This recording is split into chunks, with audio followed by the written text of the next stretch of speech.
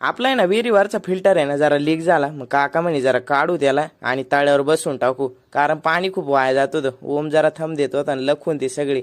मग म्हटलं चालन चालन करून घ्या, कारण विहिरीनं तळ गाठलेलं आणि विहिरीवर पाणीच नाही, मग तळ्यातच पाणी, त्याच्यामुळं तळ्यावर बसवायचा होता.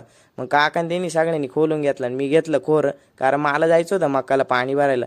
आणि मका आपली जरा रगाटी, त्याच्यामुळं इकडे याची काहीतरी खुसूर फुसूर चालू होती. त्याला म्हटलं काय चालू आहे, तो म्हणतो कॉलेज चालू होणार आहे. मग विचारित होतो का होते. मग मी आलो मामा कॉक चालू करायला, कारण पाईपलाईन चालू करायला आधी, कारण कॉकशिवाय नाही, कॉक चालूच करावं लागेल, त्याशिवाय पाणी कसं काय निघेल. मग म्हटलं तळ्यावर जाऊन आपली पहिली मोटर चालू करून घेऊ, कारण आपलं जे स्टार्टर आहे ते टोकरी खाली झाकलेलं आहे, सेफ्टी सेफ्टी पाऊस पाण्यापासून. मग केलं चालू आणि इकडं आपलं पाणी झालं चालू. मका जरा वाळली, पण तिला आता मी हिरवं करणार आहे, म्हणजे पाणी भरून हो, बाकी काही विषय नाही. मग मध्ये आलो, जरा पाणी वगैरे सगळं टकाटक मध्ये भरायचं होतं, कारण मध्ये मध्ये जरा पातळ